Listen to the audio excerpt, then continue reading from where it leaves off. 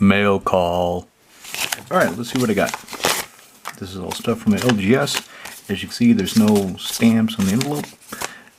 There's my name, but there's no address, so it didn't come in the post. It's not really mail call, it's LGS call.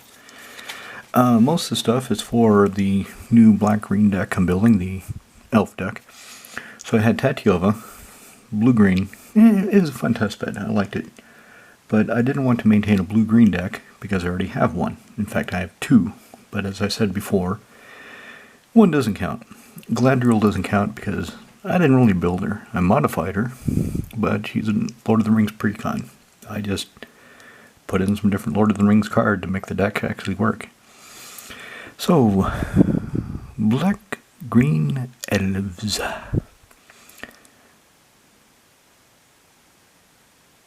Sorry, I love Larry McDougall's art. I really like it.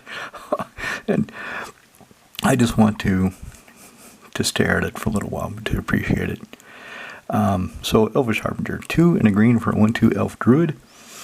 When she comes into play, I can go find an elf card, show it to everybody, shelf my library, and put that card on top of it. And she also taps for 1 mana. So she's pretty good. Essence Ward, I actually didn't need this. I ordered it, and then I'm going through my collection, and I'm like, oh, I already have one. But shit, I mean, it's not like I can't find another home for her, right? In fact, I don't think Animar has an Essence Warden.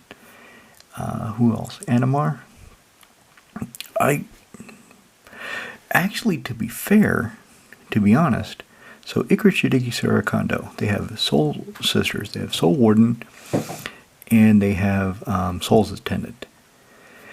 Both of them are white. If I put in the green, the Essence Warden, it would actually make sense. It would work out pretty good. So maybe that's what I'll do. Anyway, Essence Warden, for those of you listening and not looking, 1 green for a 1/1 elf shaman. And remember, they're not going to use shaman anymore. So if you like shamans, you're kind of fucked. Because if you're going to build shaman tribal, you better start digging through Magic history. Because there won't be any new ones. Because of Wizards fucking bullshit. And whenever another creature comes into play, you gain 1 life. It's not a May. You miss the trigger, that's a warning. Another warning, that's a fucking game loss, you non-paying attention son of a bitch.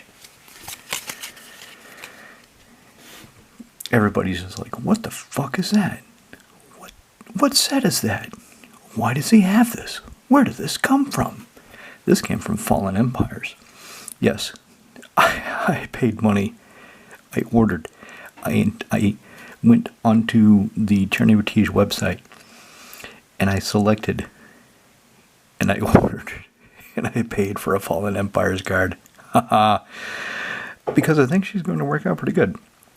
So 1 in the green for a 1/1 elf, 1 green and 1 colorless, tap. Target creature does not untap as normal during its controller's next untap step. So if somebody's attacked me with something big and I don't want it hitting me again, I can keep it tapped. And I can just keep doing it. Right?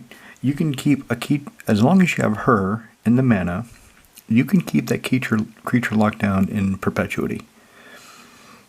Because they untap, they cannot untap that creature. During your untap step, you untap her and you can do it again. So I want to try her out. I want to see how she works. To be honest, she was only, 7 crowns? Which is 10 euro cents. Not even that. Something like that. She was cheap. Merwin the Nurturer. 2 and a green for a 1/1 elf druid. Whenever another elf comes into play, I control. Whenever another elf comes into play under my control. Why does it say another elf you control enters? Why doesn't it say whenever another elf comes into play under your control or enters under your control? Why the fuck did they change? That's not the normal wording. Why is it worded like that? Whenever another elf you control, well, if I'm casting it, of course I fucking control it. Anyway, whenever I get more elves, and it doesn't matter how, she counts tokens. If I generate token elves, she doesn't care. She loves her fellow elves. And whenever another elf comes into play under my control, she gets a +1/+1 encounter. I can tap her, giggity, to add an amount of green equal to Marwen's power. So the more powerful she gets, the more green I could tap for. This guy, he wasn't expensive, but he wasn't cheap either. So 3 in green for a 3/3 legendary elf druid. Elves you control have, whenever this creature becomes tapped during your turn, untap it and put a +1/+1 counter on it. Only once per turn. Otherwise, there's all kinds of dirty tricks you can play. So, this guy gives all my elves pseudo-vigilance. So they can attack, and then they untap and get bigger.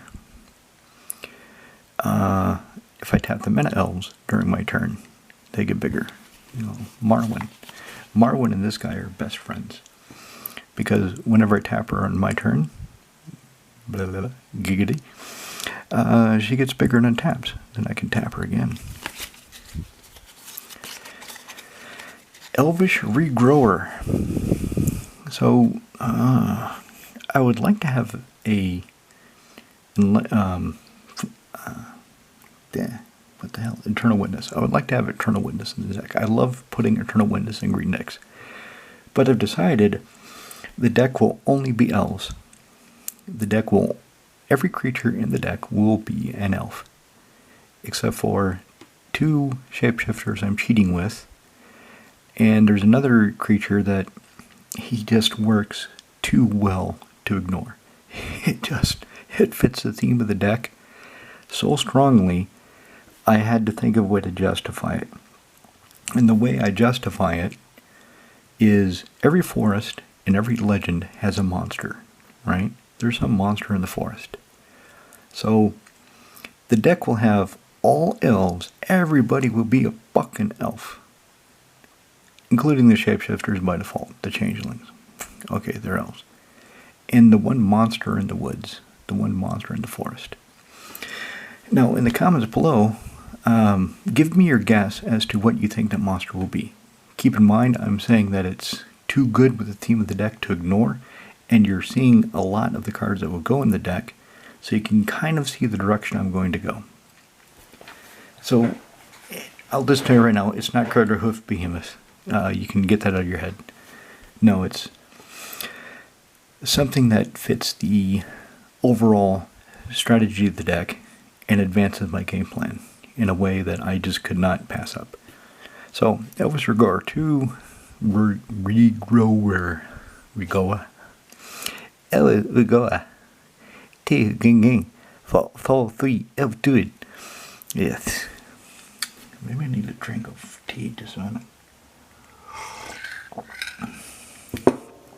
Okay, that's a bit better. So when this son of a bitch enters, I return a permanent card from my graveyard to my hand.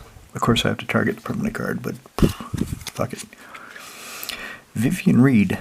So the deck will have some planeswalkers. I'm not counting the planeswalkers as elves or monsters. They're just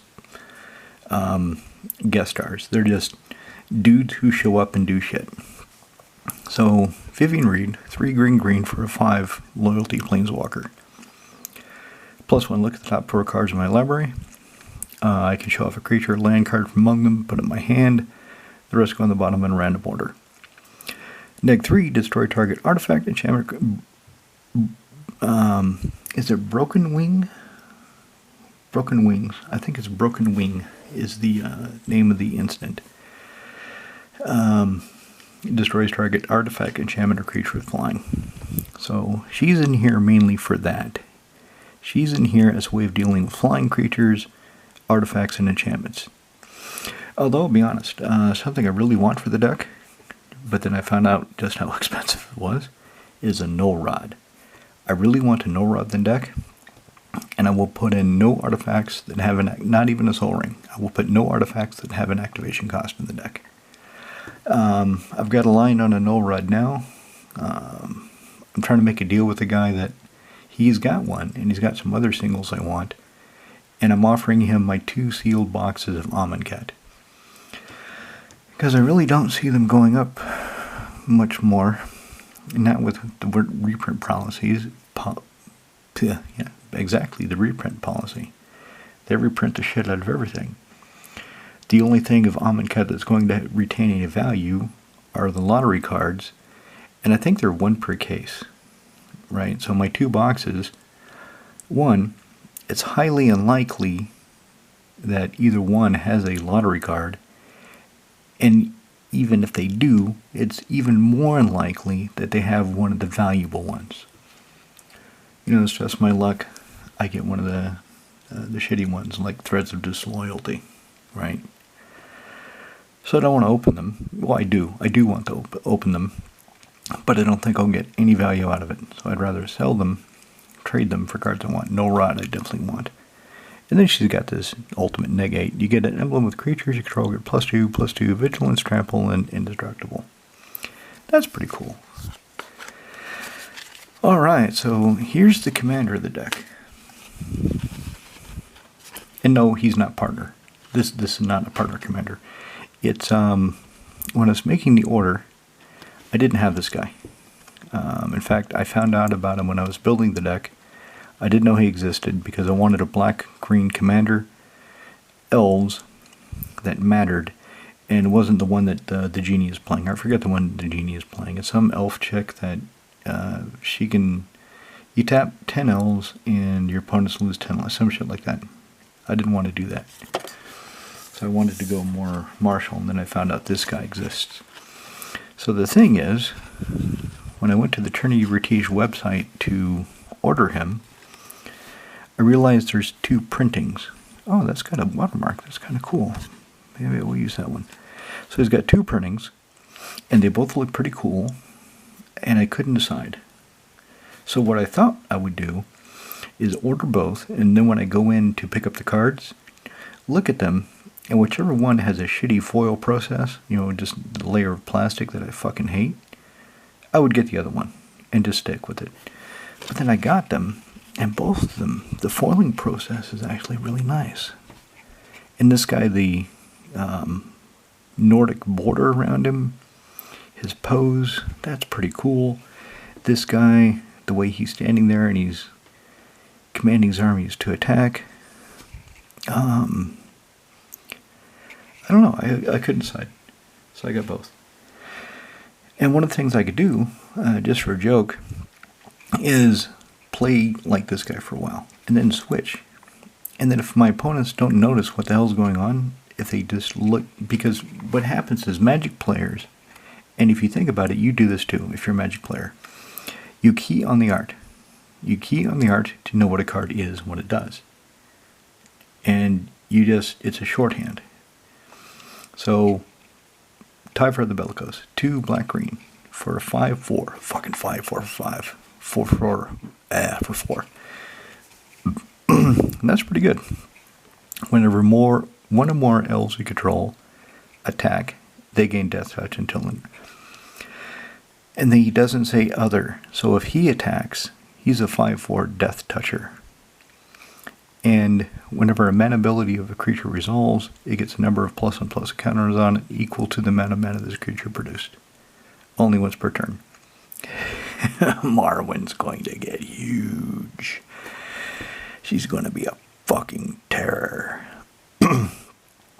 So anyway, like I was saying about the shorthand, so if I use him for my commander for a couple of sessions, if I take him for a couple of sessions, people will get used to this being Tyvar the Bellicose.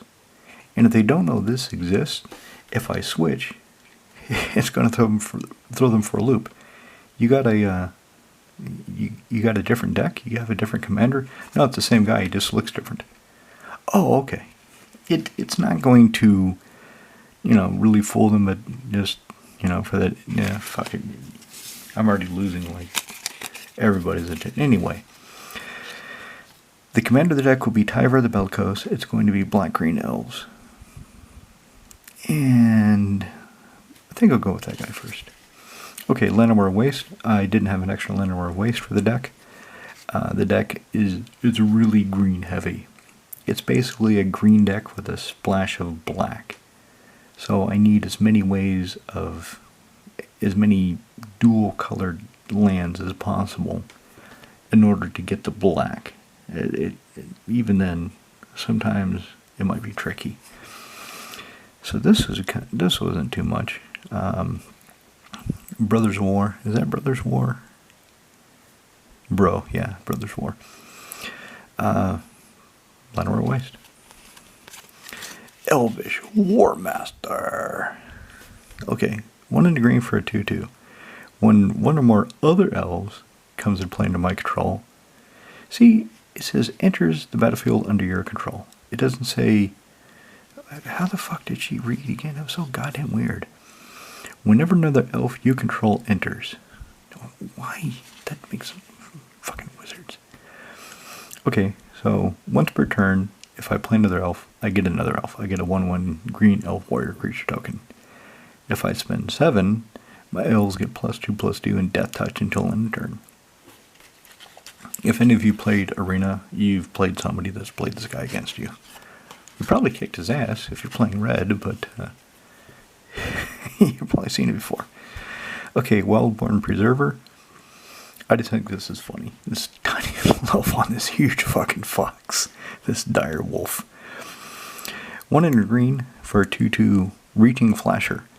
So whenever another non-human creature comes to play under your control, you can pay X. When you do, put X +1/+1 encounters on the Preserver. So this guy can get pretty big pretty quickly too, depending on my mana situation. Okay. Dwynen Guiltleaf Dain. What you doing, Dwynen? 2 green for a 3/4 legendary elf warrior with reach. Other elves you control get +1/+1.